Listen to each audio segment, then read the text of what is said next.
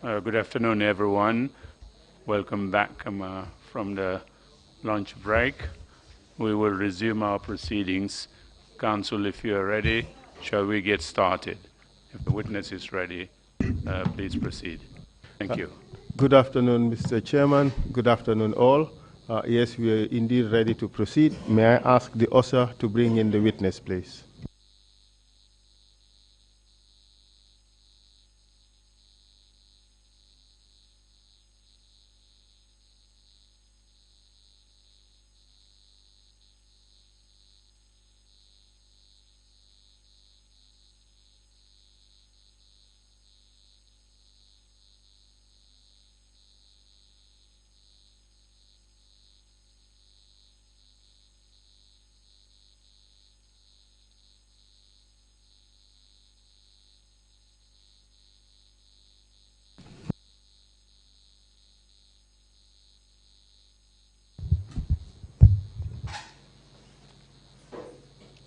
I, John C.B. Mendy, I, John C.B. Mendy, do swear that do swear that I will speak the truth, I will speak the truth, the whole truth, the whole truth, and nothing but the and truth. nothing but the truth. So help me God. So help me God. Thank you. Thanks.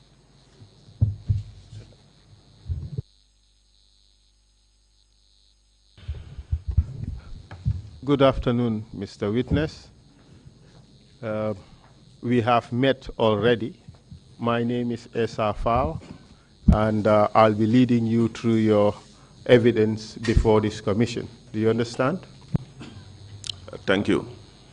And I would ask you some questions centering mainly on 7 topics.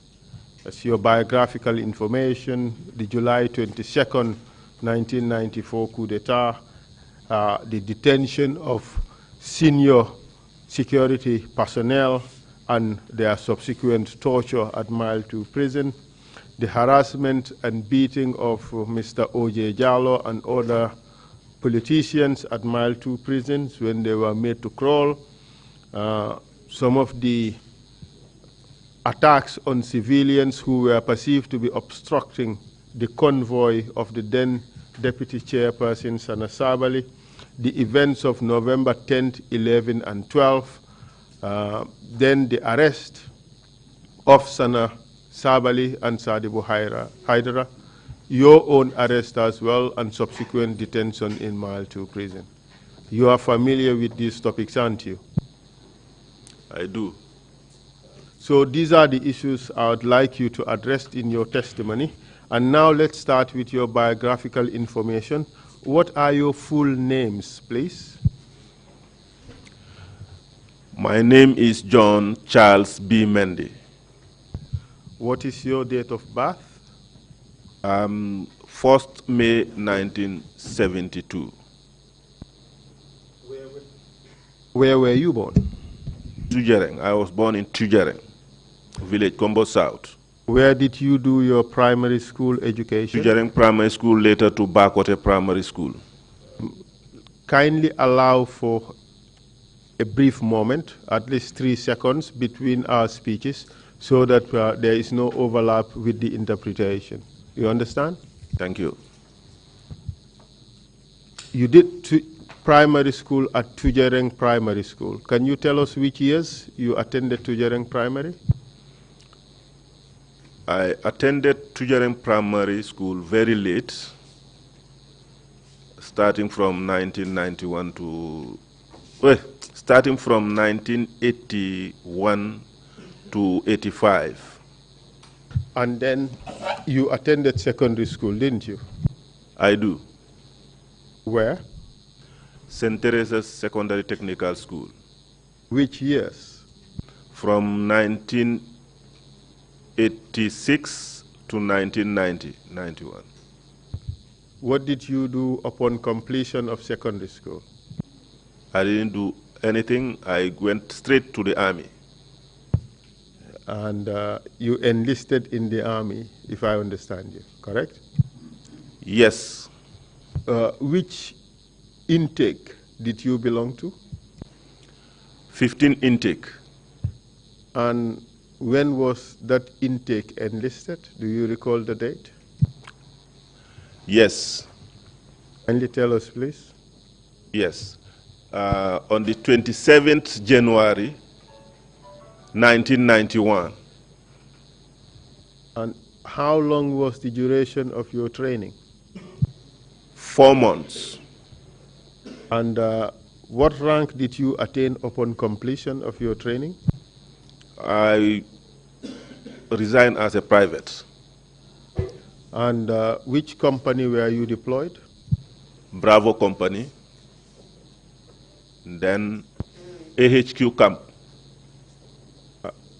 Who was the commander, the platoon commander, and the company commander in the companies that you belong to, or the platoons you belong to, for that matter? Not only one, because it is subjected to a change. Sometimes they will change. Upon completion of your training, initial training.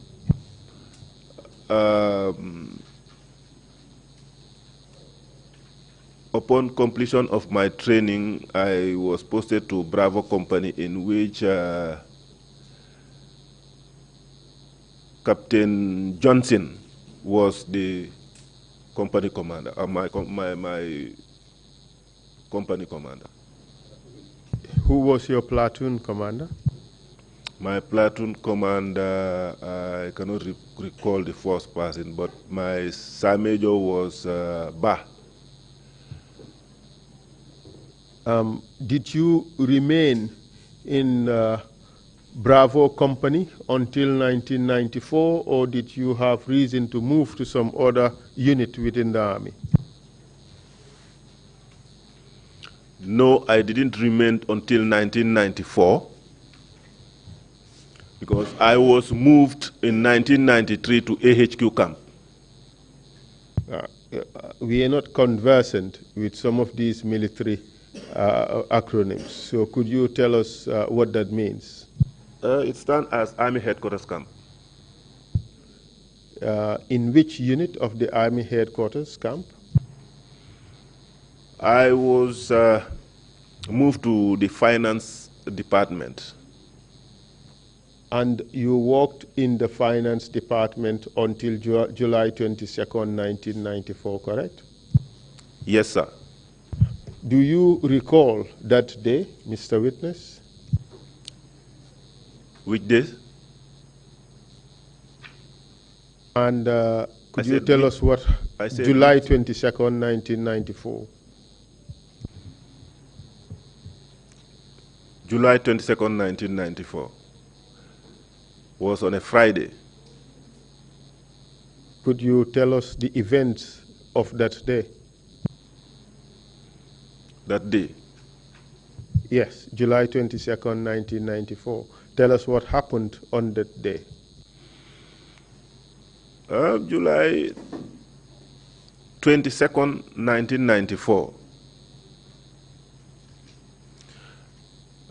Soldiers turned against the regime that was there, that is Alhaji Sadauda's regime, to overthrow him.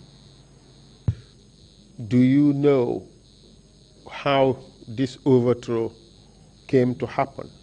Do you know whether there was any planning, how that was done? No, I didn't know whether there was a planned coup d'etat. I didn't know that. Before the date, I didn't know whether there was a planned coup d'etat.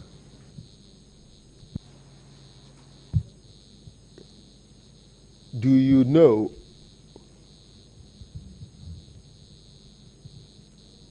a military coup d'etat occurred, of course, on July 22nd?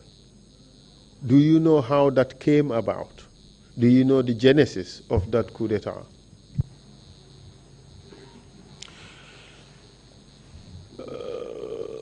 Not that I know all the genesis led to what led to the coup d'etat.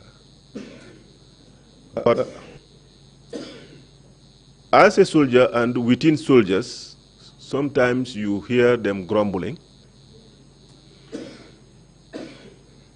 that soldiers are neglected at that time. You hear colleagues saying it, others may not say that, but are you used to hear these things?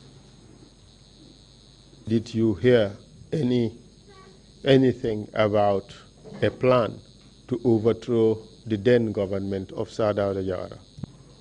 Before 94, before July 22nd, 1994? Yes. No. Mr. Witness, we have your witness statement, and do you recall giving a statement at all? I do. Do you have a copy of that statement with you? Yes, I have a copy. I would also send you the signed copy that we have. We would want you to verify that that's the signed copy of the statement that you gave.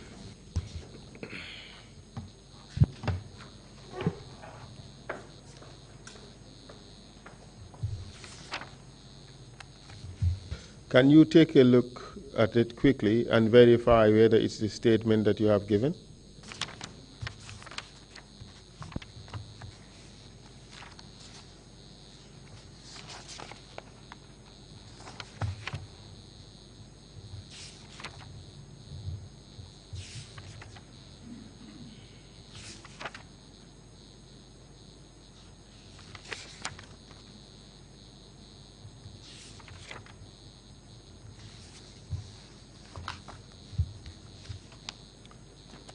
Yes. Thank you very much. I'd imagine that the copy you have with you is the same as this one that we have, correct? Yes. The question I asked you was whether you had any idea that there was a plan to overthrow the government, and then you indicated no. Is that the position? You asked me July 22nd. Yes, 1994. This is why I said no. But, you know, the coup d'etat starts on 21st. No, the question is whether you heard or learned about a plan On to, the 22nd. to overthrow the government. On the 20, Does not matter whether it was going to be on the 21st I or the learned 22nd. Don't speak over me. Okay. I would also avoid speaking over you. Otherwise, it would look like a quarrel, which is not happening, and we wouldn't hear each other. The interpreters wouldn't also, they wouldn't hear what we are saying. The interpretation would be difficult. Okay. So let's learn that discipline of allowing one another to speak. Okay? Good. The question is, did you learn about a plan to overthrow the Jawara government sometime in July 1994? And please put aside this statement. If you need to read from the statement or to look at it, I would let you do that. All right? Okay. Can you now answer the question? I didn't. I knew about it on the 21st. And what did you learn about it on the 21st? That some soldiers were disarmed at the airport, and they were trying to take over the country. Do you know who initiated that plan to overthrow the government? It is after the takeover. The question is, do you know? The question is not, when did you know? The question is, do you know whether there was a plan, or do you know who initiated the plan to overthrow the government? I didn't know whether there was a plan prior to that, but I know who initiated it after the takeover, when that was the time that I was told. Yes, Mr. Mendy.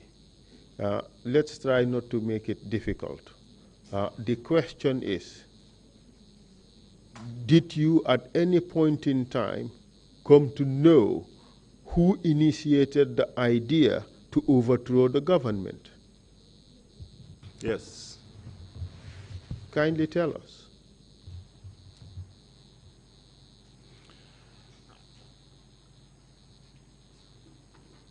I came to know who initiated the plan, and the individual is Sana Sabali and Edward Singate. Can you tell us how you came to know that information? Yes, it was a chat between me and Sana after the takeover. So it was only subsequently that Sana Sabali told you that he initiated the coup d'etat. That's what you're telling us? Yes. In your statement, let me refer you to paragraph 3. Paragraph? 3 of your statement, and I would read it out and confirm to me whether what is contained there is true. Here you say, the idea about a takeover was initiated by Sana Sabali and Edward Singate, who took it upon themselves to invite other members, Sadibu Haidara, Kababajo, Yankuba Ture, and Yaya Jame. Is that correct? No, Kababajo is not there. Of course, Kababajo was subsequently invited. But okay, we delete Kababajo from this statement. And it would read, the idea about a takeover was initiated by Sana Sabali and Edward Singate, who took it upon themselves to invite other members, Sadibu Haidara, Yankuba Ture, and Yaya Jame. Is that it? Yes. So in here, what is missing is how you got the information and at what stage, right? Yes. And it is your testimony that you were given this information by Sana Sabali subsequently, correct? Yes. Do you recall when he gave you that information? No, I can't recall. Okay. You are telling us about the 21st of July 1994. Can you tell us what happened that day, as far as you can recall? I was on duty at the Army headquarters when I heard that some soldiers were disarmed at the airport. That was on the 21st.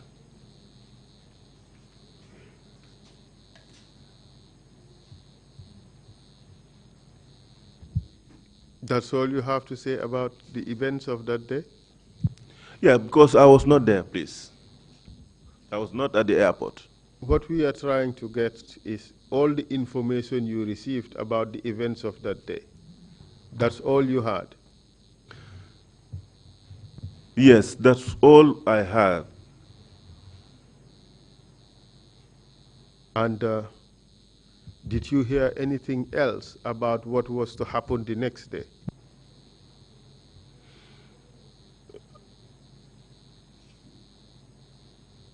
No.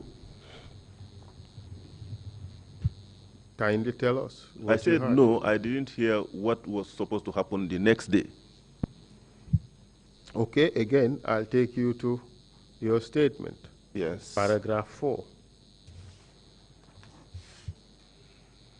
You said, following the incident at the airport, July 21st, 1994, and after a tip-off that some soldiers were planning to overthrow the president, Jawara's government, all those present at the airport were disarmed. And there was news that those behind the move were to be arrested the next day. Did you say that to the investigators? Yeah. Yes.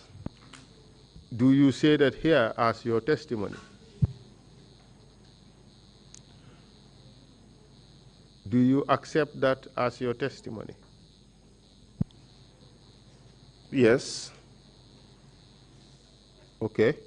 And you went on to say that those behind the move were to be arrested the next day, So out of fear of being arrested, Sana and Edward rushed to Yundum Barracks in the very early hours of Friday morning, July 22nd, and arrested the adjutant, Sirif Gomez. Did you say that to the investigators? Yes. So you knew that something else happened after the disarming of the soldiers at the airport, correct? Yes, I knew about it. That was on the 21st. Exactly, and this is what I am trying to drive at. I want to help you to narrate your story. If you don't answer the questions, we would find a way to get it out of you. So it would help and it would be faster if you just answer the questions. If you don't understand the question, ask me to repeat or to explain it, and I will explain it. All right? Okay. Good.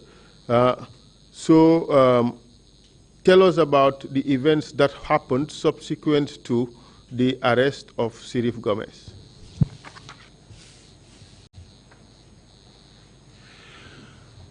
When a move was taken from the airport and they were disarmed, they let them go. At night, they regrouped themselves. Who is they that you are referring to? Singate and Sabali. They regrouped themselves, come to the barracks. Early hours of the morning, when adjutant used to come very early to work.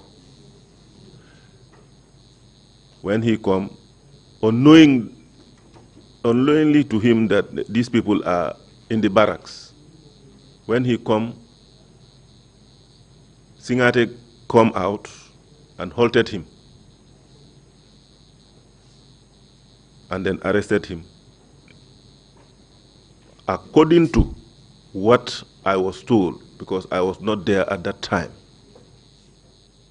At what stage did you come to learn that a coup was in the making?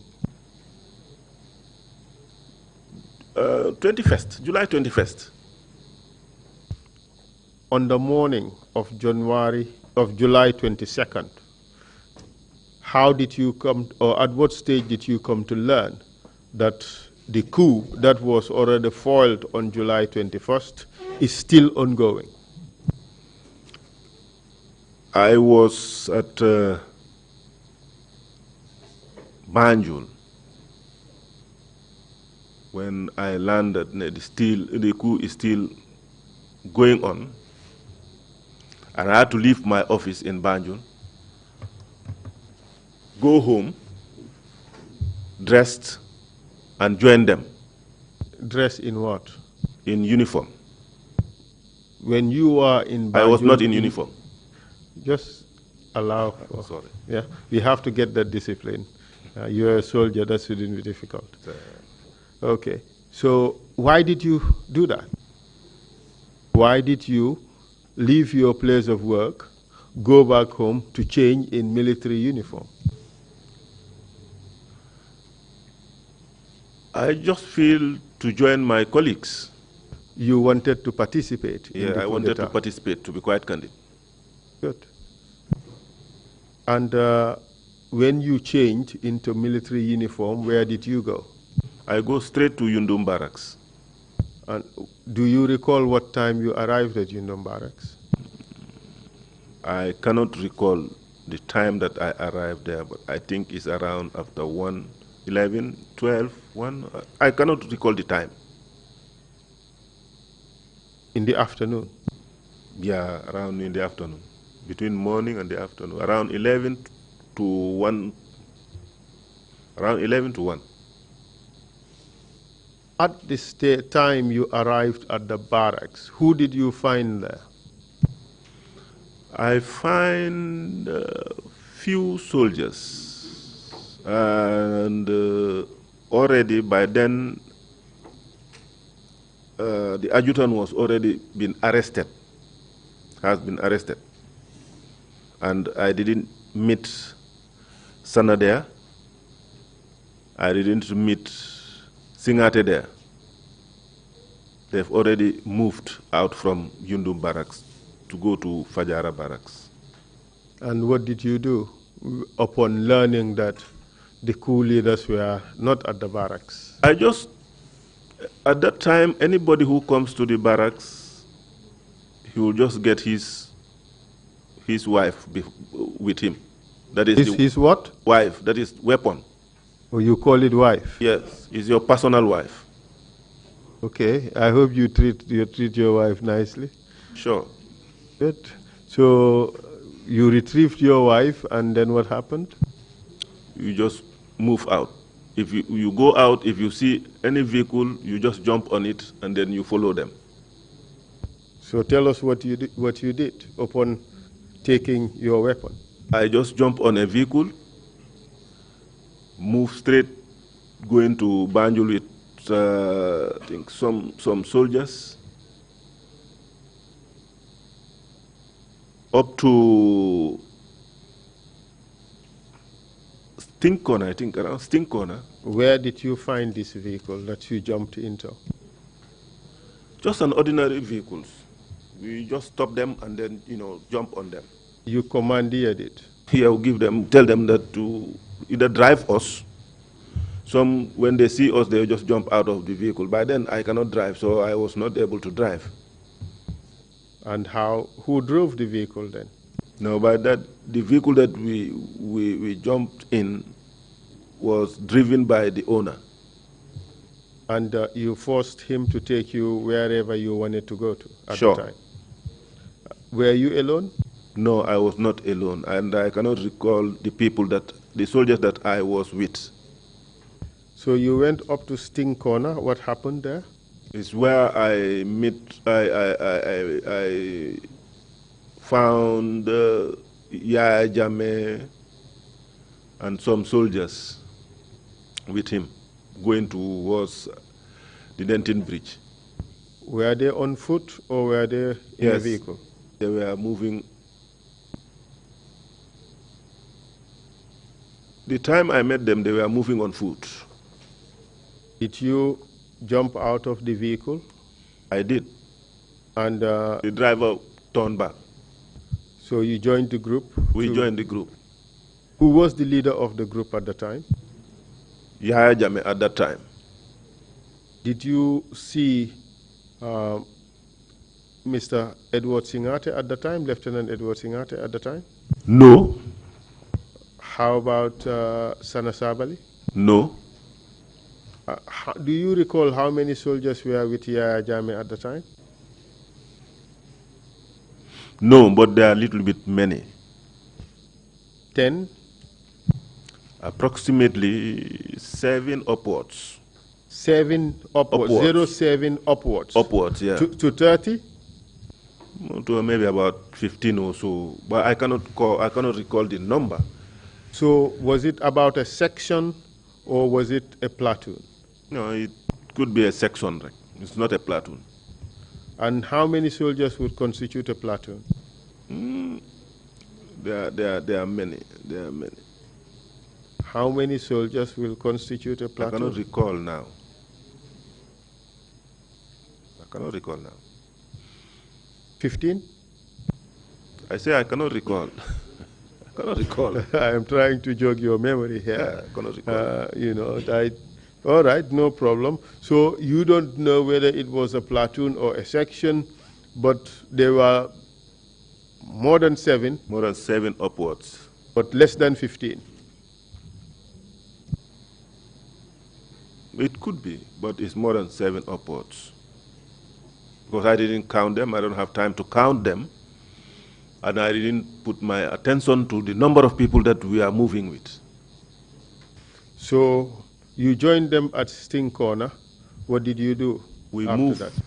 Sorry.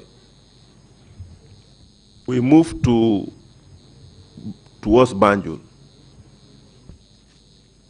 Yes, and what? Upon arrival at Denton Bridge, we met Armeyago, Suare, who blocked the Denton Bridge. So Major Suare had a good relationship with Yaya Jammeh. They knew each other in Zandam and all those things. They went together, they take a distance, they were talking for so long, about 30 minutes or so, 20 to 30 minutes. And then, to my own understanding, Suare was overcome by Yaya Jammeh. And then he let us go. Can you explain how Suare was overcome by Jammeh? Because he refused us entry, and then he blocked Denton Bridge. So during their conversation, and then the bridge was open, automatically I know maybe Yaya Jammeh had convinced him, and then we were allowed to go to move. So what they were discussing and what he told him, I don't know. At this stage, how many soldiers were in your group? This is what I'm saying. I cannot count them. I cannot recall counting them, and I don't know how many of them. But there were many, a little bit.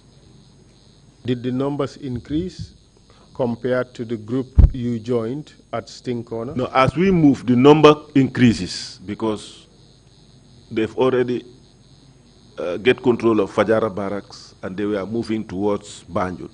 As we move, the number increases. So ultimately, Suare opened the bridge and you were able to pass through? Yes. Right? And where did you go after crossing the bridge? We will go straight to Banjul until when we reach at mile 2. We were informed that some prisoners were trying for them to be released to join us. But Yaya told them, no, you cannot be released. It's where at Denton, at Mile 2 prison is where I met Cisse, the former director of NSS, and some senior officers of the prison department is where I met them. And some of them, their weapons were confiscated by Yaya Jammeh, and then he handed them on to me. I was handling them up to Banjul.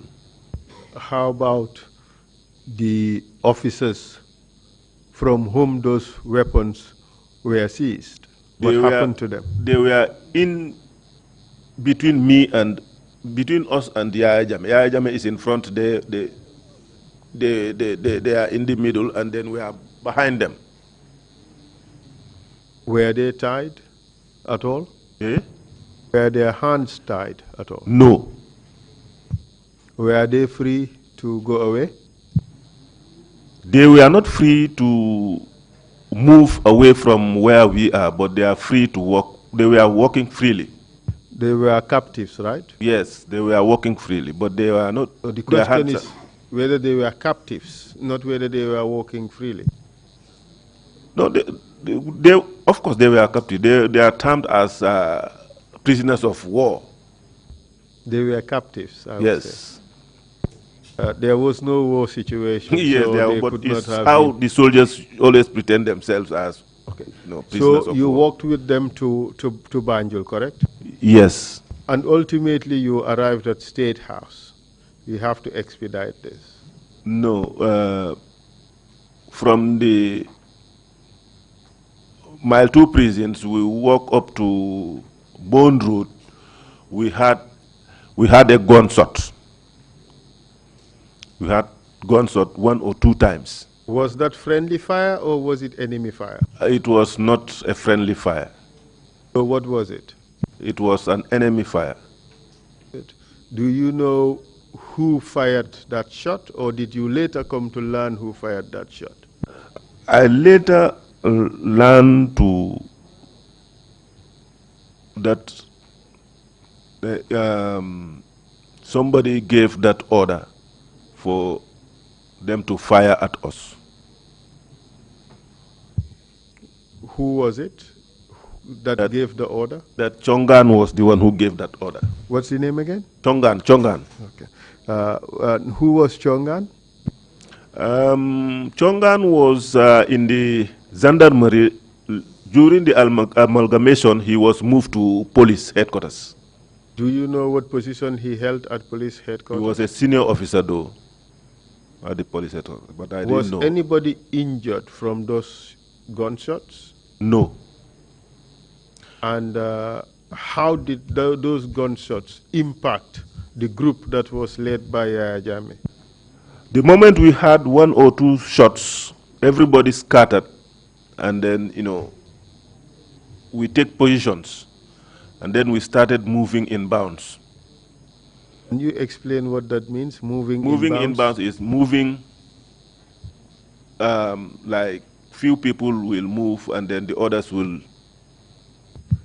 It was a tactical maneuver, yeah, correct? tactical maneuver. One group would move and another group will cover. Cover and watch, yeah. All right. On both sides, until we reach this place, Arch 22. Were there any more gunshots? No, there were not.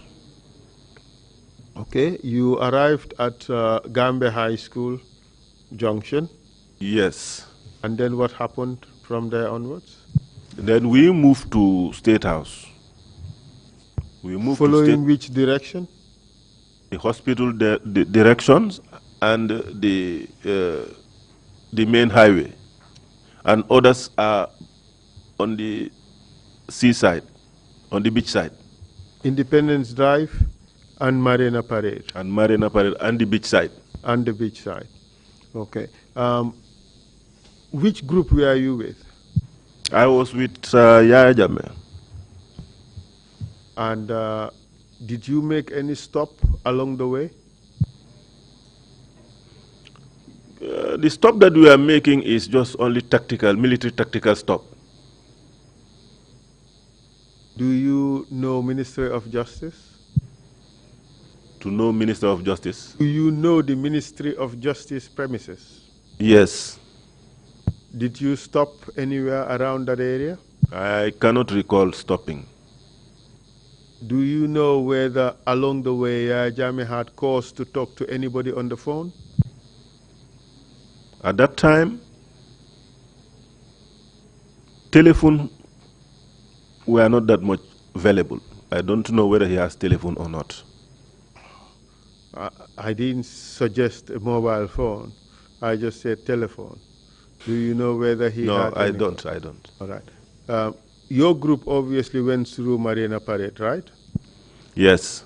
And tell us what happened when you arrived at the gates of State House. Before we arrived at the gate, we were told that the president had already left.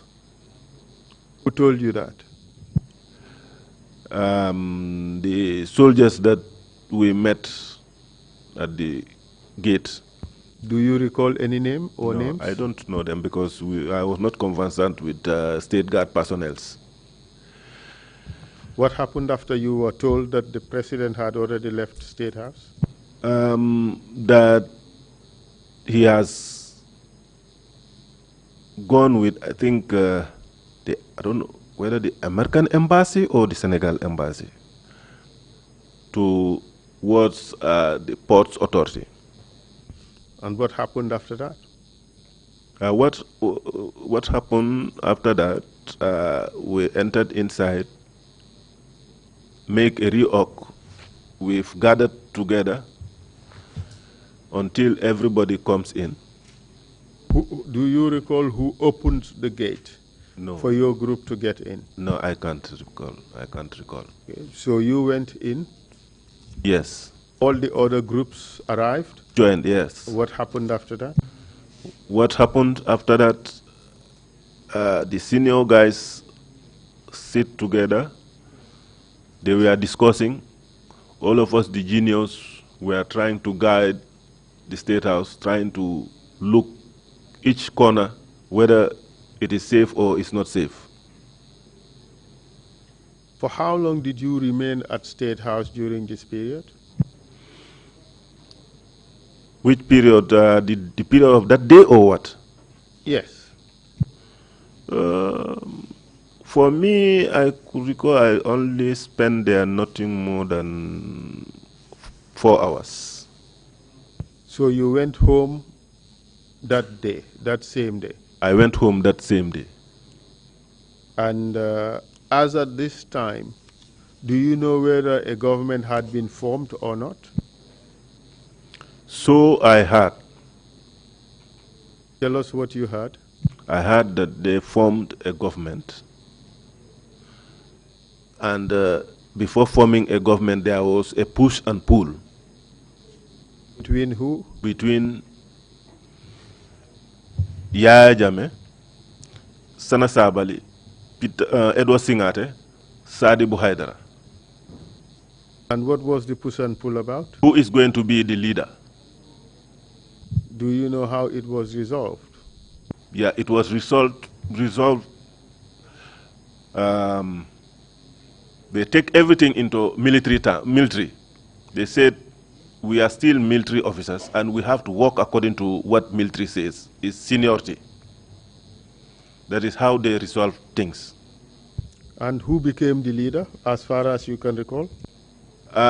Because when they at first what they told me, they said they choose Yaya Jammeh to become the leader, and Yaya said no because he was not the one who suggested the takeover.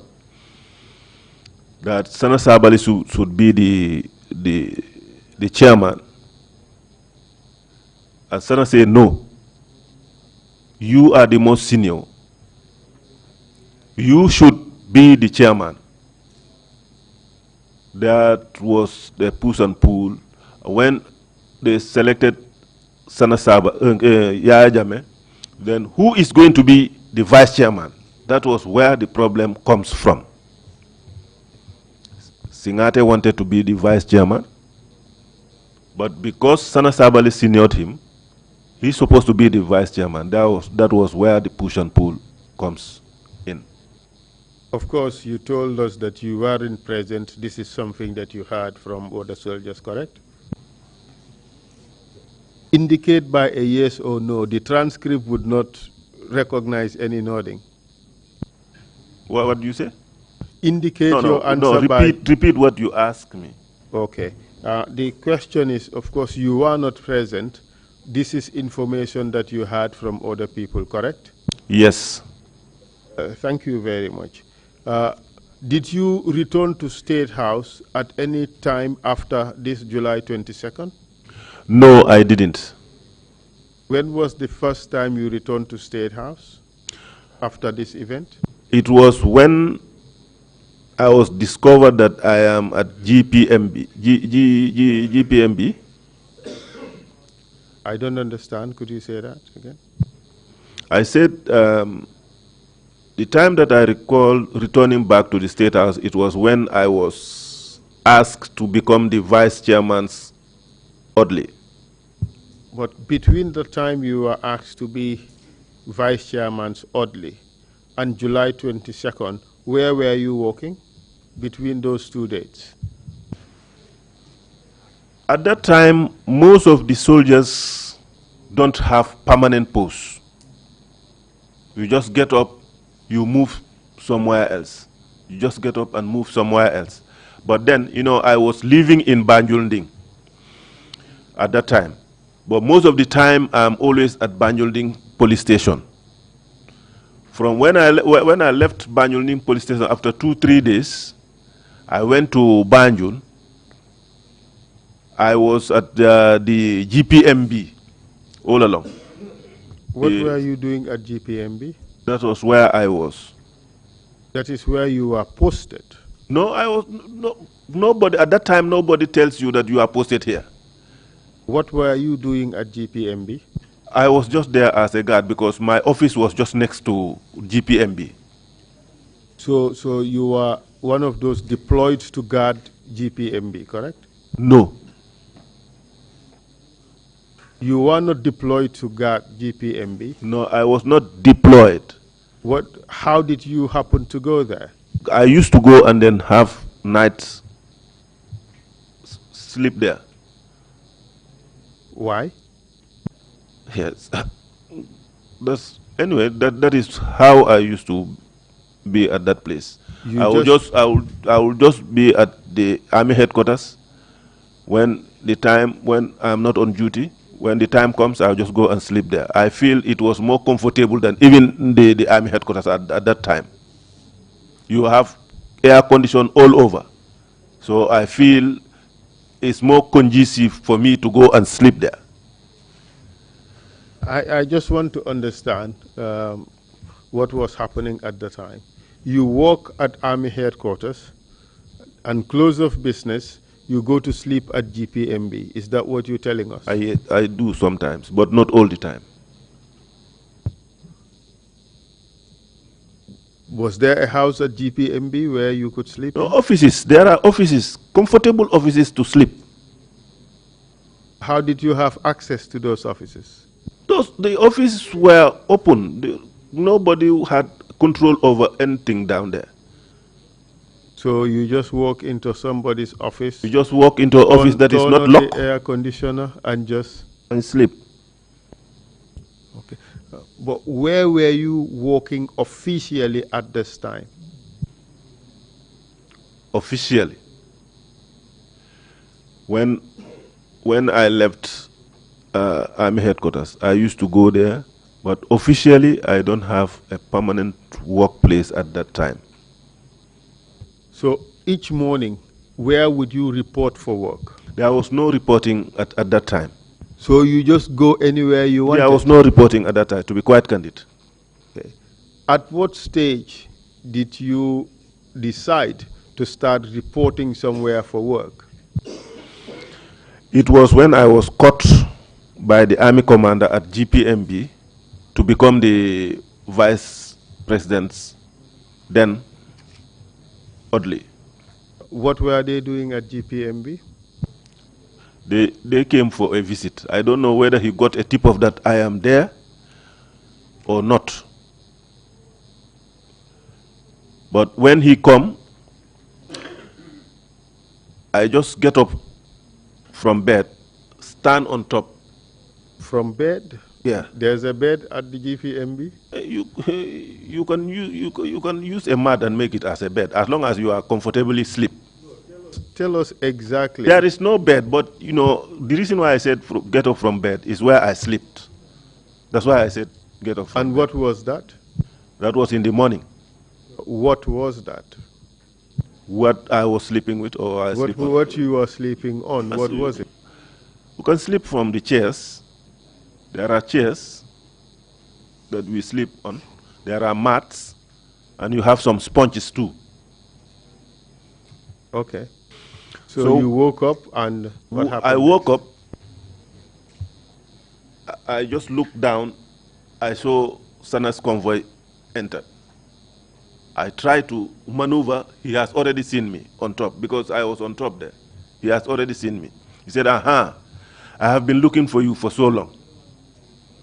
Come down, come down." I just walked down, washed my face, walked down. Then Baji was the army commander then. Which Baji? Momodu Baji. Momodu Baji. Do you know what he does at the moment? What work he does at the moment? Yeah, I think he's the military advisor or so, or something like that. To of who? the president. To the current president? Yeah. All right. And then what happened? When I come down, Sana told him that I need JCB as my my orderly. I said no. To who did you say that? To Sana. I said no, but I have to go and inform my boss. I just tell him that I have to go and inform my boss. He said no. Did you tell him no, or did you tell him no, I have to go and inform my boss? No, I told him no, I have to go and inform my boss. And what did my he immediate say to boss? that? He said no. The army commander said no. JCB, I am the army commander, and from now, immediately you are his orderly. I was just trying to dodge away from that responsibility, but it is the army. When I say no, I may be charged. But you already did say no. Yes, I just say no, but I don't have powers more to pass that. So I had to accept. And then from there, then Babukar Njai was his bodyguard. Okay. How many days after the takeover did this event take place? It's almost about maybe after 1 week or so. 1 week or 7, 8 days or so. Do you know why you were chosen to be his orderly? I didn't know, but the only thing that I may say the reason why I am chosen is to go by my records, because I was a hard-working soldier, obedient, neat personnel.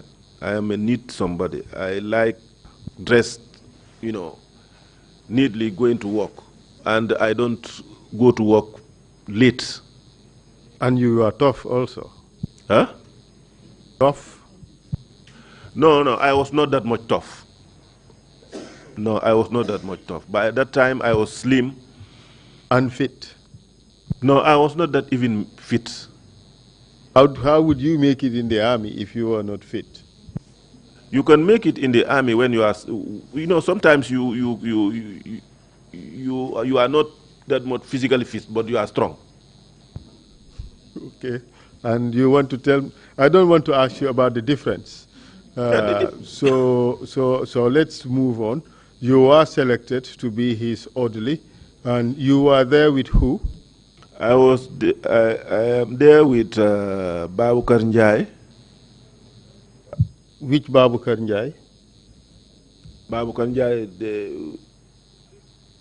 it's the same Babukar. You only have one Babukar Njai. We have Babukar Njai and Baba Njai. Okay. And Babukar Njai, is he known by any other name? No, he is known as the Chep, but I now understand that they call him Njai Ponkal. But we call him Njai the Chep. Njai what? The Chep. The Chep. Chep Katla. Okay, I understand. No Surladal. Yeah, that is his nickname that we know him of. I'm just hearing this Njai Ponkal within here. Okay. Do you know why he is described as Njai Ponkal? Yeah, maybe because his size. He used to lift heavy weight. Maybe because of his size. That's why he's called Njai Ponkal. How do you compare to him in size? No, in size, before he is more heftier than me and more stronger than me. Good. And who else? Baba Njai. Is he known by any other name? B.A. B.A. Njai, right? Yes. Who else? Zakaria Sise. Who else? Albert Gomez, the late. Uh-huh. Yes, and then you go to the drivers, Dembo Jiba, Alkali Jalo, Lamin Drame. Lamin Drame. So what were your responsibilities? By the way, before that, Zakaria, what was his last name? Zakaria Dabo. Earlier on you said Cisse, so which is correct? My boss was Zakaria Cisse, so my mind went straight to him. I know maybe you know him. No, I don't.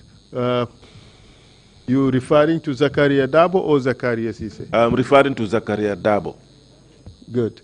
So What were your responsibilities as members of Stannis security detail? Our responsibility is to safeguard him as the vice president of the country. Vice chairman. Vice chairman of the country. And what else? That is our responsibility. How about with regards to his convoy? It's all about safeguarding his life. How about his convoy?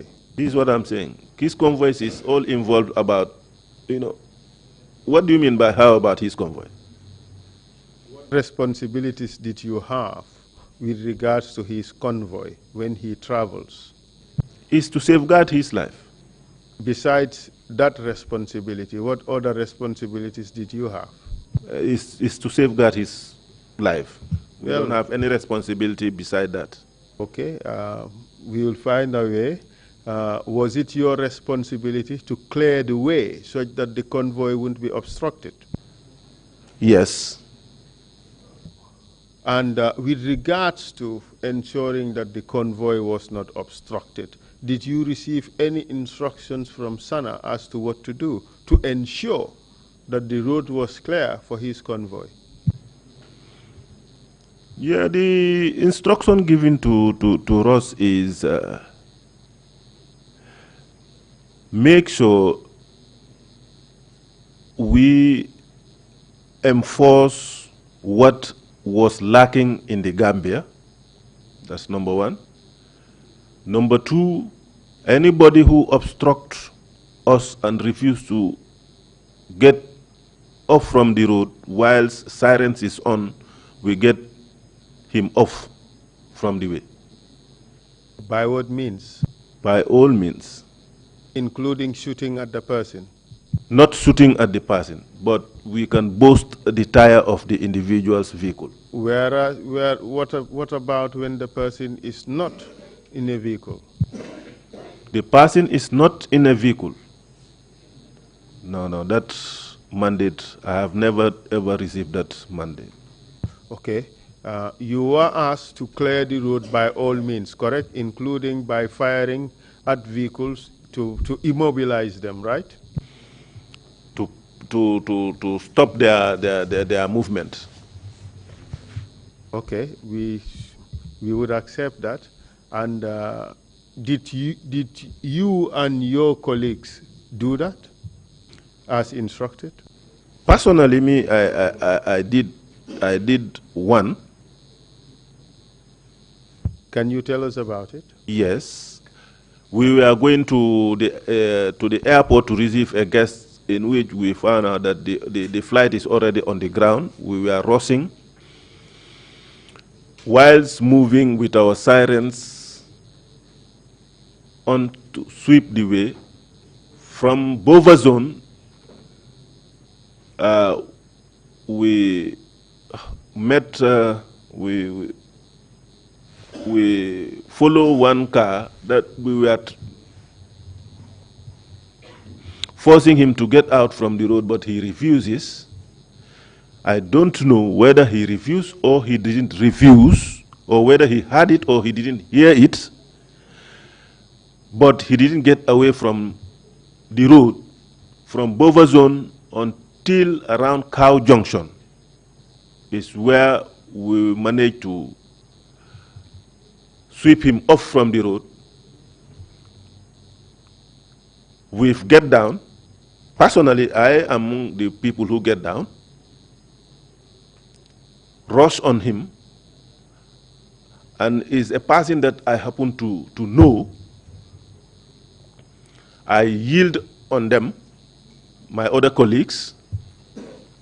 They stopped. I went to him, I tell him that what are you doing like this? Huh? I went and then burst his vehicle tire. And then we move to the airport, trying to diffuse the tension. Mr. Witness, I would give you the warning. We have given it to you earlier, and on several interviews we have warned you that it is a criminal offense to lie before the Commission of Inquiry, and that it is also a criminal offense to give a false statement to the Commission. I'll just repeat that to you so that there is no misunderstanding as to whether you've been adequately warned or not. Do you understand me? 100% I understood. Okay, good. This incident that you're referring to, do you know who is the person affected, the victim? I know. What is his name? His name is John Jai. Was John Jai beaten at all during this incident? I am not aware or remember him being beaten. Mr. Witness, you are the first to get to the witness. That's what you told the commission, correct? The first to get to John Jai in the car. That's what you told us. I told you when the convoy stopped, all the bodyguards disembarked from the vehicle, rushed onto him. I shouted on them. I went to him and told him that, John Jai, what you are doing is not good. Leave the way for the sirens. And I burst his tire. You shot his tire? I shot on his tire. Yes. Yeah. Was John Jai beaten at all? I am not aware of him beaten. But how could you not be aware? You were there, standing there. If John Jai was beaten, you certainly would have known. If he is beaten and I know that he is beaten, I'll tell you that he is beaten, my lord. So answer the question. Was he beaten or was he not beaten? I said I am not aware of him being beaten. So do I take that to mean that he was not beaten at all? Fine. I'm okay with that. It's your choice. Yes, I'm okay with that. Was he beaten or was he not beaten? I said I am not aware of him being beaten. So we take it that he was not beaten. That is your answer. Fine.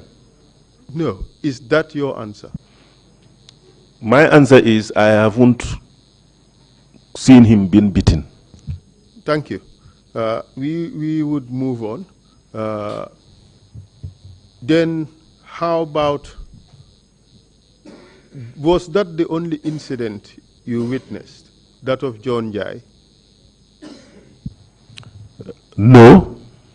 Can you tell us which other incident you witnessed? The second one I could call is the last one that I can recall. It may happen that there are some that I cannot recall, but the ones that I'm recalling is what I am saying now. Is the one at Abuko. The one at Abuko, I think, is on Thursday, on a Thursday. On a Thursday, 26, 27, I think it's on 25th, on a Thursday. Of 25th of which? January. Of which year? 1995. Yes, and what happened on that day? From Brikama, we went to Sana's naming ceremony. We were coming up to Abuko, where they sell rams. I was inside Sana's vehicle. There was a sweeper in front. All of a sudden, I saw some funny movement. I saw a car that make a U-turn and then come and then pass us. And then the sweeper turned and then followed the car. When they followed the car, we turned to. When you say we turned to, who are you referring to? I refer the person that I am guarding, that is Sana, and the driver. So you were in the same vehicle with Sana Sabali and his driver? And his driver. And Sana Sabali being the vice chairman? Yes. The deputy chairman of the AFPRC yes. at the time? Yes. Okay. So you and Sana turned and joined the chase, correct? Yes. Okay. We joined the chase until at Lamen, I think around King's Club. I cannot remember which junction, but it's around that end. It's where we met them. I met them, the escort, the sweeper, already apprehended this gentleman. But by the time we reached there, me personally, I know he was roughly handled. What do you mean by roughly handled? Like a gentleman, I know that individual was a gentleman, but the way I found him was not favorable. Can you cut through the chase, call a spade a spade? Tell us what happened to him. No, because I met him already. They've apprehended him, get him into the car, but his shots and all those things was rough. Mr. Witness, was he beaten? I cannot tell you that he was beaten because I met them already. Sorry, I cannot tell you that he was beaten because I didn't meet them beating him. But I know the way I saw his shirt and all those things, it was rough. And he was not like that. I know he was not like that from home. So did you see him when he left his house? I didn't, but I know that that type of dress and that type of shirt, a gentleman will not dress like that. Did you participate in beating him, the gentleman? No. We have a report here. Yes. It's from the NIA, Okay. and it is a report of the investigations into incidents involving Sanasabali and others. Yeah. And the report said that Mr. Tekanyi, Ablai Tekanyi, I will just read it out so you would hear about it. Incidents of assault by Sanasabali. This is, by the way, some of the materials we have received from the NIA. We bringing the original. It would be showed to you. In order to gain time, I will read out what is contained here. It says, one Ablai Tekanyi had been assaulted by Captain Sabali and his escorts at Lamin. You are one of his escorts, I imagine, correct? Yes. The tires were shot at, and he was seriously beaten up, allegedly for failing to give way to the vice chairman on the highway. Mr. Tekanyi was charged for the offense of dangerous driving contrary to Section 47 and 49 of the Motor Traffic Act, Cap 70.03, Volume 7 of the Laws of the Gambia, 1990. He was convicted and sentenced to a fine of $1,000 by the Kanifing Magistrates Court. This is the incident you're referring to, isn't it? Yes. And the report said Mr. Tekanyi was seriously beaten. You deny that? I'm not aware of him being beaten. Mr. Witness, are you saying this to shield yourself from responsibility, considering that Mr. Tekanyi was assaulted? Why will I conceal that? You may want to answer that question. This is what I'm telling you. I am not concealing it because I am telling you that I am not aware of him being beaten. So this report Because is false. Huh? This report that I am reading from, saying that Mr. Tekanyi was beaten by Mr. Sanasabali and his escorts, which includes you, you're suggesting that this report is false? For me, I didn't beat him and I didn't see him being beaten. It could be he was beaten before my arrival.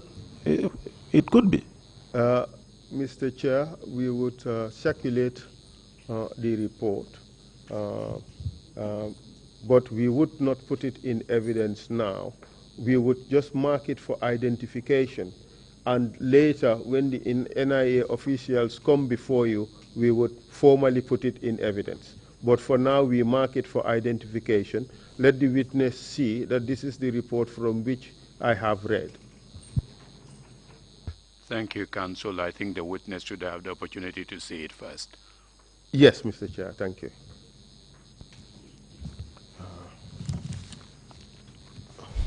It is page 7, Mr. Witness, page 7.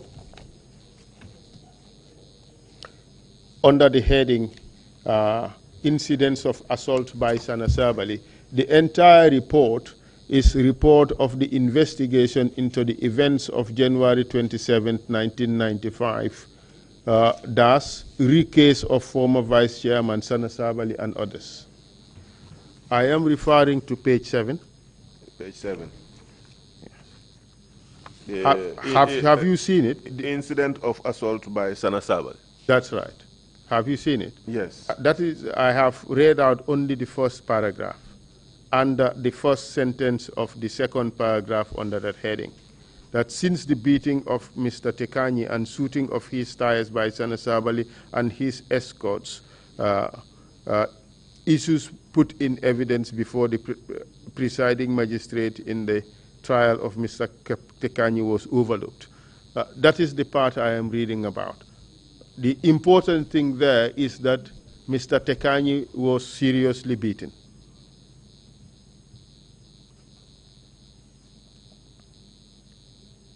So you deny that Mr. Tekanyi was seriously beaten? I didn't. I said before my arrival, he was already apprehended. It could be he was beaten before my arrival. I didn't say he is not beaten. But I am saying before I reached, he was already apprehended, and I saw that he was roughly handled. Is what I said. Okay, no problem, Mr. Witness. Put it any which way you want. The point that I'm trying to make here is that Mr. Tekanyi was seriously beaten, and here you are trying to dodge the fact that Mr. Tekanyi was beaten. First, John Jai, you said you do not know that whether he was beaten or not, even though you are the first to arrive on the scene. Now, Mr. Tekanyi, you don't know whether he was beaten. That is where we are at the moment, correct? Yes. Good. Let us proceed. Tell us about the woman at Latirkunda Mampatokoto who was selling boiled potatoes along the road. I am just hearing that today. Miss Dola Ba was shot for allegedly obstructing the convoy of Sana Sabali. What do you say to that? I am just hearing that today. How about Fasise at Mandinari? I am just hearing that today. How about the incident at Old Joswang where you are alleged to have shot at the tire of the person driving the vehicle? What do you say to that? It could be possible, but I cannot remember. How about the Nyambai Forest incident in which you were also alleged, together with a BNJ, to have shot at the tire of the driver? What do you say to that? Nyambai Forest? Nyambai Forest. I cannot remember. How about...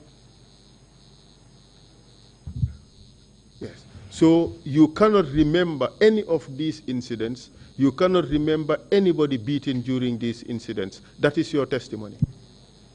Yes. Good. Just remember that other witnesses would be called, and if it turns out that you are lying, we have explained the law to you, correct? Thank you. Wonderful.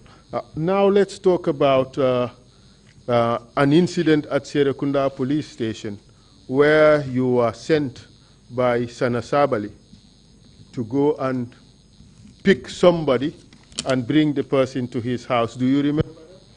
Yes, I do. Can you tell us about the event? We went to work and then close by 9 upwards. We were called by Sana Sabali and said there is somebody at Serekunda police station who was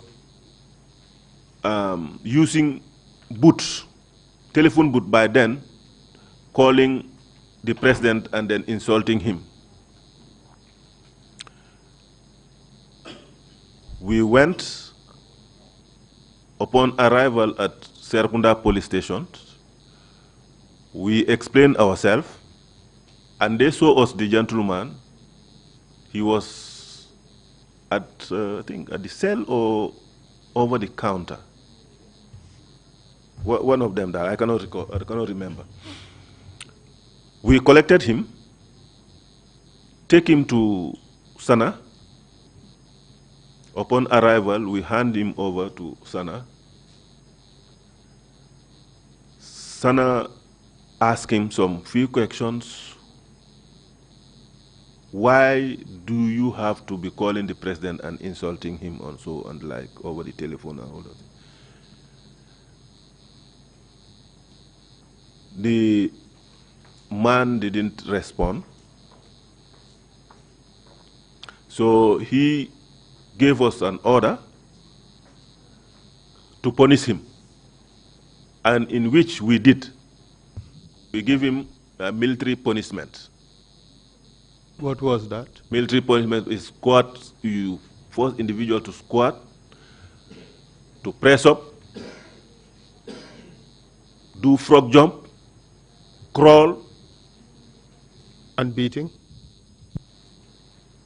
Beaten. Essentially, you tortured the man. Even by crawling is a way of torturing in the military. And you participated in that? Yes, I did. Good.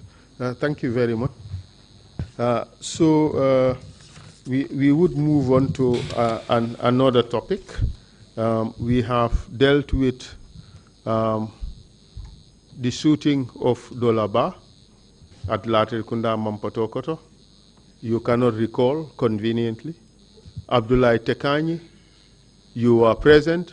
You don't know whether he was beaten, even though he looked visibly manhandled. Fasise at Mandinari, you cannot recall that. The New Josuang incident in which you were alleged to have shot at the tire of the driver, you said maybe, maybe not, you cannot recall. The incident at Nyambai Forest, you cannot recall. This is the state of affairs, but you remember torturing the person who was removed from Serekunda police station and taken to Sanasabali's house. You agree to that? I agree to that. Good. Thank you. Now let's move on to other issues. The security detainees who are in Mile 2 prison, do you know anything about those people? No. Did you ever have occasion to be deployed to Mile 2 to guard anybody? Yes. Can you tell us about that? It was just after, I think, about 2 or 3 days after the takeover, and some senior officers were arrested, detained at Mile 2. I was there for almost, I think, about 2 days with them,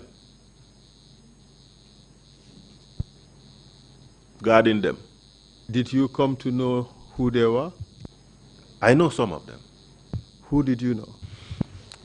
Pasala Jang, Pasala Jan, call it PS, Chongan, I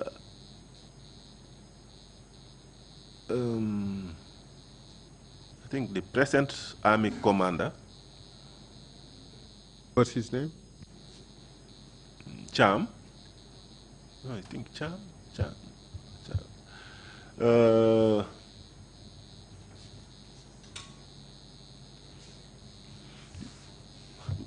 Some of them there, but I cannot recall all of them. Yes. Before I proceed further on that, earlier on we talked about your responsibilities as members of the security detail of the vice chairman, and you told us that your responsibility was to ensure his security. Do you recall that? Yes, but this time I was not yet with Sanasabali. I understand. You were saying this is just 3 days after the coup d'etat.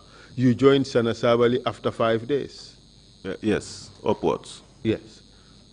So would your responsibilities also include as a member of the security detail, of course, would your responsibilities include having to follow him around wherever he went?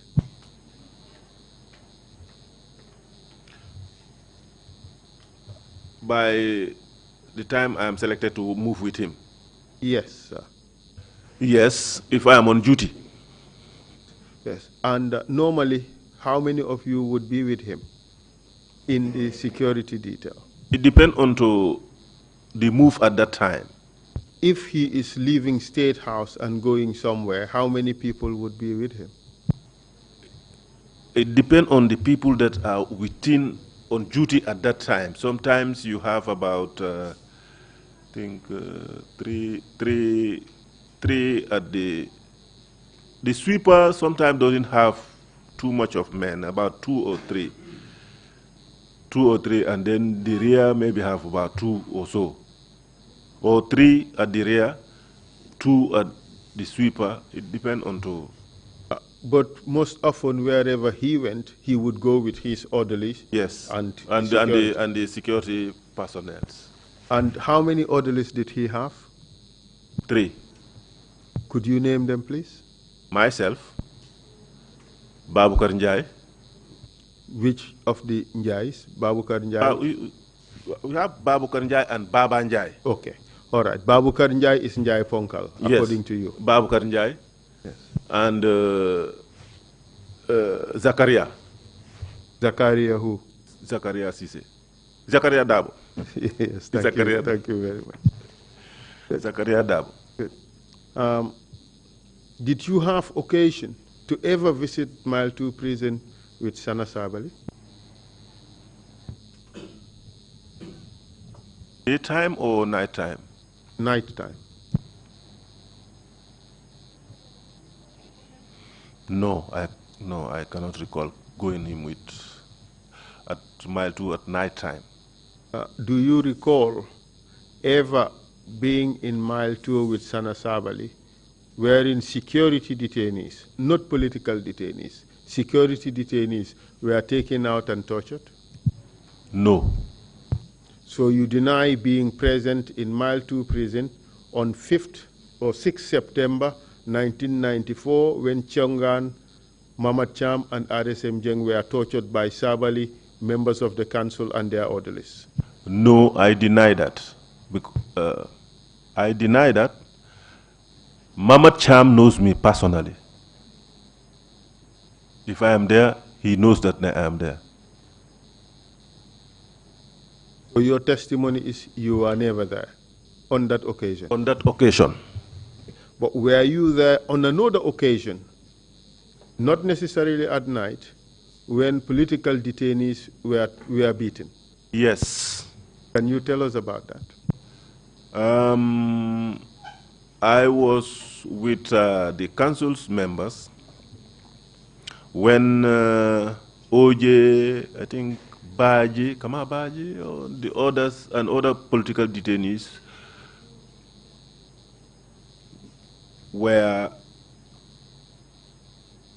forced to give some informations.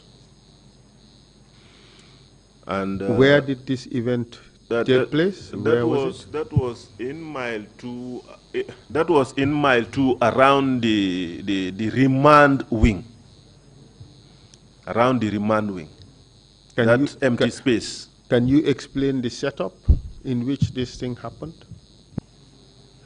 They were called outside there.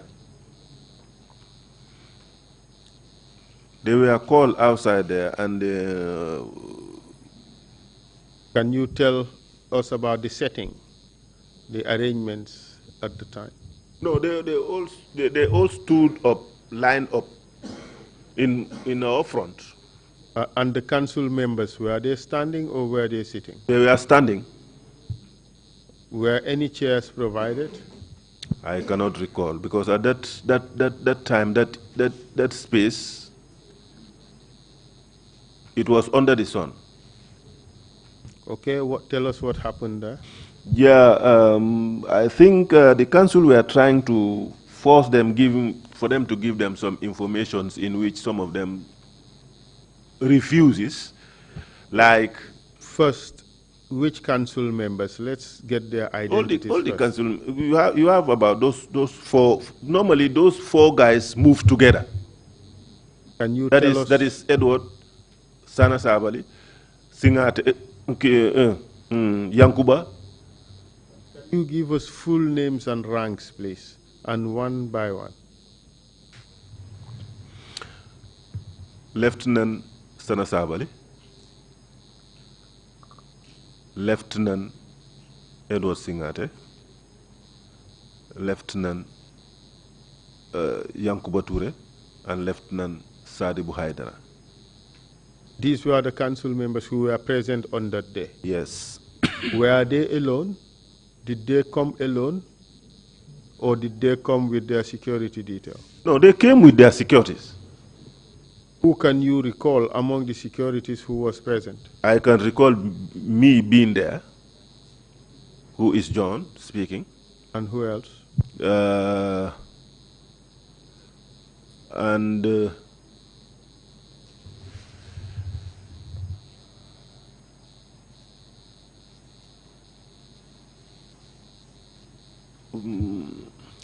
Zakaria, Biye Njai, Babukar Njai, Lama, Rana, Bari. There is the other council's members, Suso, Churo. Tell us the full names, please. Sometimes I may not. Suso, what was his first name? Suso, I cannot remember. In the army we are used to names. What was his rank? No, they are all private. Would Al-Fuseni ring a bell? Al-Fuseni, yeah. Al-Fuseni Suso. Yes, you mentioned Churo. Yes. What was his first name? Or full name, for that matter? He's Ture. I cannot remember his name. Could it be Mustafa? Mustafa? I'm not used to his name. Okay, it is Ture, also alias Churo. Wow, Churo. Okay, who else? And you have Zakaria Dabo. And the drivers. Let's talk about the security for Edward Singate. For no, instance. I cannot tell you all the securities for Edward Singate. You could not. I cannot remember them. Okay. How about Yankuba Ture? Neither Yankuba and Sadi. But could you recall the oddly for Yankuba Ture who was present on this occasion? Yeah, few of them I can recall them. Can you please tell us? This is what I'm telling you. These are the names that I'm telling you. Few of them I can recall. But, I think Marong for Yankuba Ture, Marong, something. These are the people you could remember. I can't remember, yes. All right? Yes. So tell us how this event occurred with the political detainees. Tell us what happened from the time you arrived. The time we arrived, when they brought them out, they were asked to stand in a queue, in a line, sort of. And they had some push and pull, because I think they were asking them some questions in which... Who was asking who questions? Sana Singate and the others. The council members. Good. And who were they asking? The political detainees. Which of the political detainees? I can recall OJ, Omar Jallo, I think Kama Baji, I don't know whether Kama Baji. I can only recall those two, but there are more than two. There are more than that. These are the names that I can recall. Up to 10? Were they up to 10? No, I don't think they are up to 10. I think about 6 or 7 or so, but I don't think they are up to 10. Okay. So what questions were they being asked? No, I cannot recall the question. I cannot recall the questions. How did you recall how OJ and others reacted? Yes. Tell us. When Sana said, make sure they crawl. Others accepted, but I know of OJ. OJ said no. OJ said no. A force was about to use on him. I personally, who is speaking here, went to OJ, pushed OJ off from the lot with him. I told him silently, please accept what they are telling you. Otherwise, it's not going to be good because they will just maltreat you. Accept what they tell you. Because I didn't want to say it openly so that they will hear. OJ can testify that. OJ knew me well before this.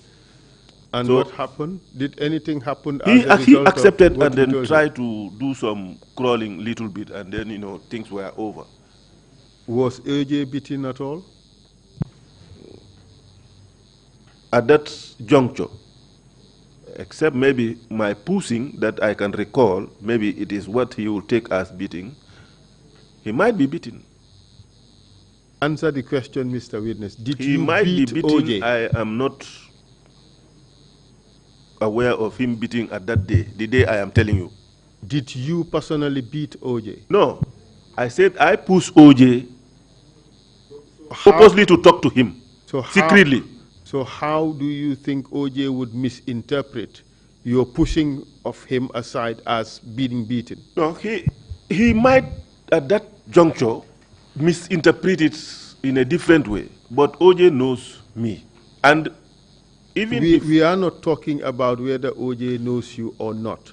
Answer the question. The question is, why would OJ misinterpret you pushing him aside as you beating him? How could he possibly misinterpret that? I don't know. So why are you suggesting that maybe he misinterpreted it? That's the way, because you are telling me that he is beaten. Okay. OJ testified before this commission. Yes. And OJ said he was taken to the center of the crowd and beaten by the orderlies and the security personnel of the junta. What do you say to Was that? could it be the one that you are referring at mile 2 or no? Or what? At mile 2, yes. Then I cannot say anything about that. Is it, Mr. Witness, that you are trying desperately to avoid seeing anybody being beaten at all by the orderlies? Not all actions. Because from what you have testified, we have dealt with about 8 instances or 9 instances of people being beaten or malhandled. You accepted only once that you participated in the torture. All the others you denied as not seeing. I don't know, I did not see it. Are you hiding behind, I don't know, or are you hiding behind, I don't see it? I am not hiding. I am telling you the truth. Well, OJ said he was beaten. You are here denying that. Fine, but I am not hiding. But you are denying what OJ said. Are you suggesting, listen, Mr. Witness, yes. Are you suggesting that OJ was lying? No. Then who is lying? But I am telling you that OJ? I didn't see, I did this to OJ, but I didn't see I that. did not suggest that you beat OJ. I am saying OJ testified here and said that he was beaten. He was the only one taken to the middle of the crowd and beaten. Do you deny that fact? I haven't seen it. Thank you very much. Mr. Chairman, it's 5 minutes past 4. We're just scratching the surface with this witness. Obviously, we would need him for much of the day tomorrow, if not the entire day. So perhaps we can end it here and he would come back tomorrow. Thank you very much. I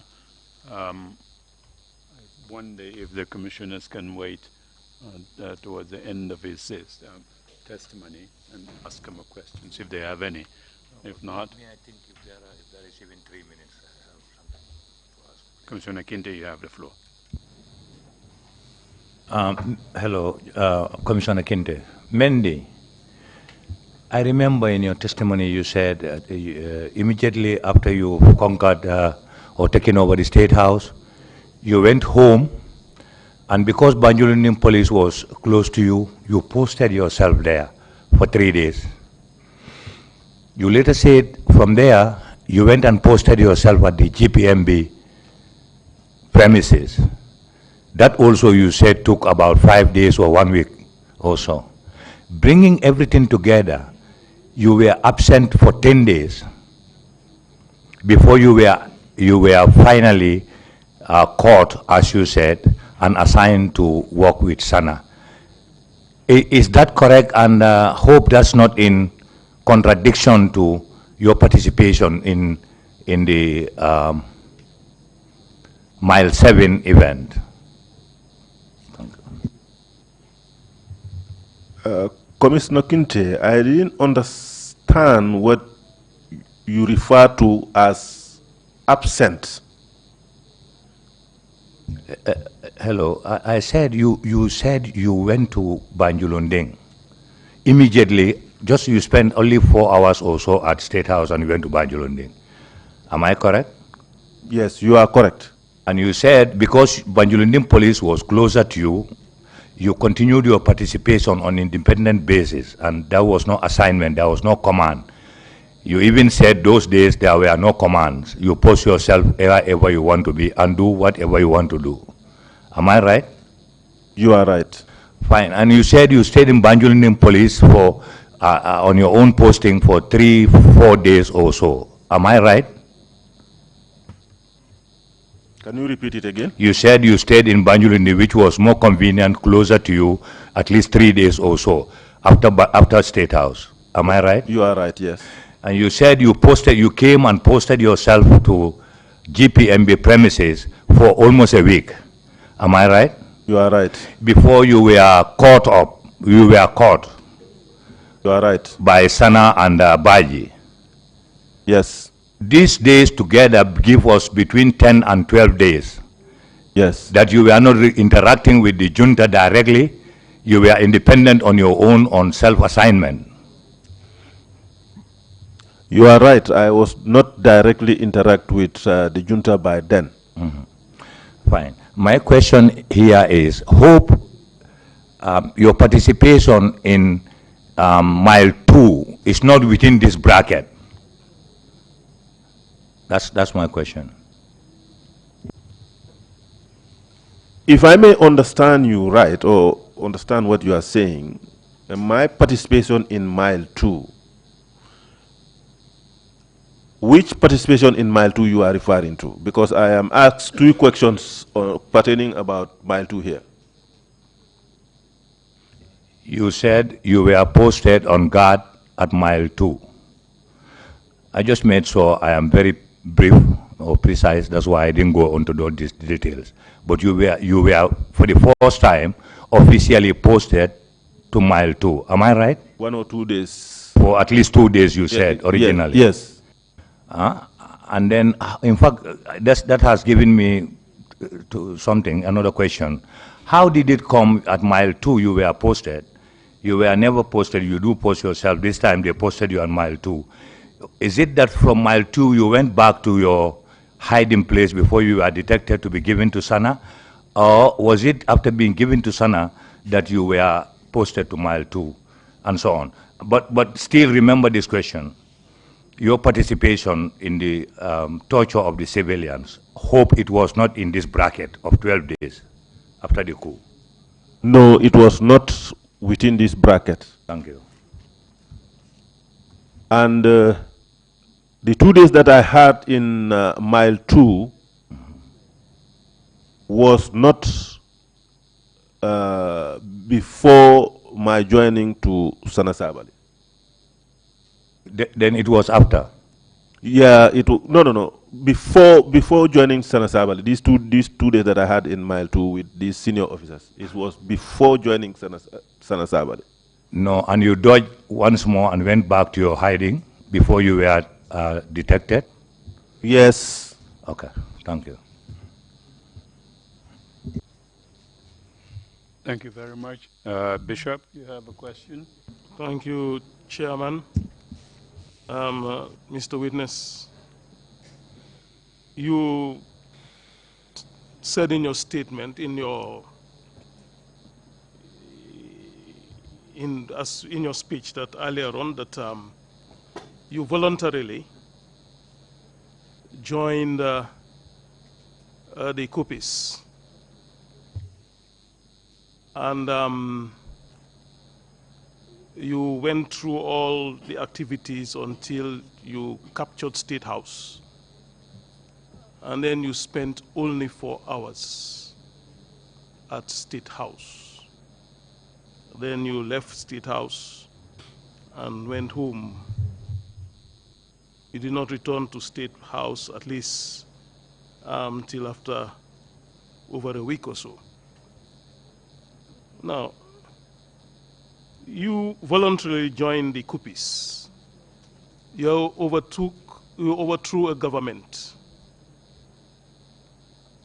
And at your success, you decided to disappear from the scene completely. Is that not strange?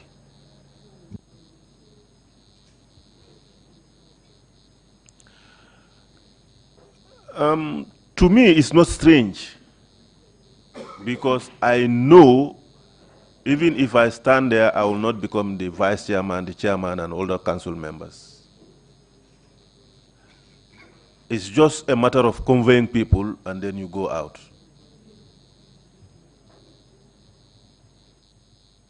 Could it be that you just engage yourself, voluntarily in a mayhem at that point in time, and at the end of it, you felt that you have achieved your aim, and then now you can just disappear out of the scene? It's more or less like that, but, anyway, it's more or less like that. After achieving our aims and objectives, the people who are supposed to be responsible, let them take their responsibilities.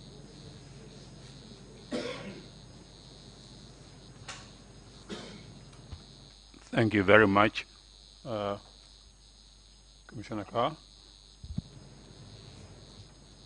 Commissioner Carr, my question is, how would you describe Stannis Avila as a person?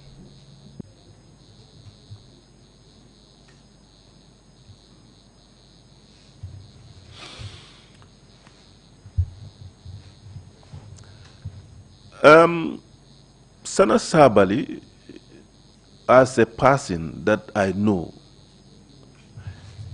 he is somebody who is honest, religious, hardworking, neat, and dedicated to his duty.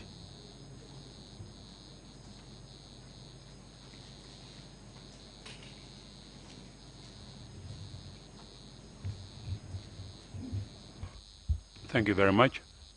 Any further questions? If not, I guess Mr. Mendy, we would hear a bit more tomorrow from you. However, what would seem prima facie freelancing in torturing is a serious indictment. But I guess we would have these points clarified sometime tomorrow. If there are no further questions, we would meet again tomorrow morning, 10 o'clock. Thank you. The meeting is adjourned.